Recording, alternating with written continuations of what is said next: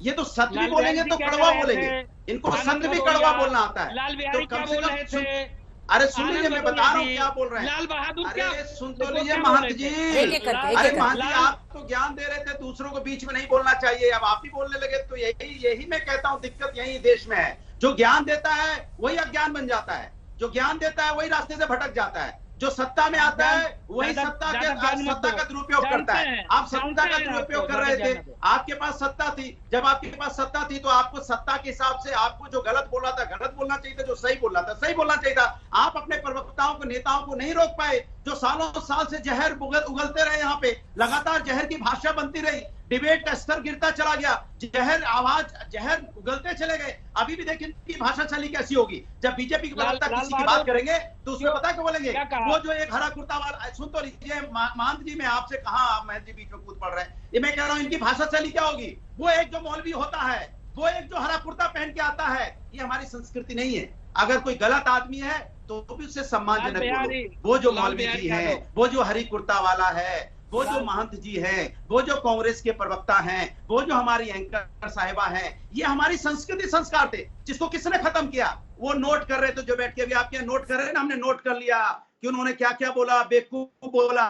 और इनकी भाषा शैली देखिए, वो इनकी भाषा शैली अगर आप इनकी डिबेट उठा के देख लीजिए, था ते तू ता के अलावा कुछ बोलते ही नहीं है। तो ये भाषा शैली कहां से खत्म हुई देश के अंदर में? भारतीय जनता पार्टी ने संस्कार को मानती नहीं है। इनसे पूछे संस्कृति संस्कार कहां से सीखेंगे? इनके लिए तो क्लास होनी चाहिए। मैं तो कहता हूं भारतीय जनता पार्टी के प्रवक्ताओं को, नेताओं को एक स्पेशल क्लास लगानी चाहिए और देश के प्रधानमंत्री जी को आके बोलना चाहिए कि ये जो प्रवक्ता है हमारे भारतीय जनता पार्टी के नेता, इनकी भाषा शैली सुधरे। कम से कम वो आके जब बोलेंगे, इनको ज्ञान देंगे तो शायद इनका दिमाग कुछ खुले, वरना ये नहीं समझने वाले, ये सिर्फ जहर उगलते हैं समाज के अंदर में, नफरत फैलाने की राजनीति करते हैं। अपनी गलती को झांकते नहीं है, दूसरों की गलतियां खोजते रहते हैं। जिसने अपनी क्लास में शफीकुर रहमान को भी भेज दीजिएगा, उस दिन क्लास में शफीकुर रहमान बर्क को भी भेज दीजिएगा सर, भला हो जाएगा। उन्होंने रुकिए अपनी बारी में, रुकिए महंत राजूदास जी, एक मिनट हमको दीजिएगा, ज्यादा नहीं, थोड़ा समय लेंगे। पहले तो ढेर सारा महंत जी आशीर्वाद दीजिए पहले आप। अरे आशीर्वाद रुकिए, जवाब सुनिए। आपका नागरिक एक बच्चा आशीर्वाद मांग रहा, आप दे नहीं रहा महंत जी। अरे आशीर्वाद दीजिए, समाजवादी का हूं तो क्या हुआ, आशीर्वाद तो आपका बनता है ना। आपको अनुराग जी थोड़ा तो अनुराग रखिए। अरे अनुराग ही तो मांग रहा हूं उनसे, और तो कुछ मांग ही नहीं रहा, अनुराग ही मांग रहा हूँ। प्रेम हमें देंगे, हमें आशीर्वाद। बोलिए सर। अंजना जी प्लीज निवेदन करता हूं, यही लोग पूरे देश में माहौल खराब करके रखे हैं। पहले तो आनंद भदौरिया जी को ढेर सारा आशीर्वाद कि उनको भगवान सद्बुद्धि दे, उनको भगवान सद्बुद्धि दे। और जिस प्रकार से लाल बिहारी यादव के ऊपर एक शब्द उन्होंने नहीं कहा, उसके खिलाफ कोई कार्रवाई नहीं किया। नंबर 2, अखिलेश यादव जिस आतंकवादी को छोड़ रहे थे उसको कोर्ट ने फांसी की सजा दी, उस पर इन्होंने माफी नहीं मांगा, क्योंकि 15 से ज्यादा लोगों की हत्या हुई थी। मैं बोला नहीं। रुकिए मैं बोला नहीं, फिर यही तो गलत बात है। अनुराग, थोड़ा अनुराग सीख लो।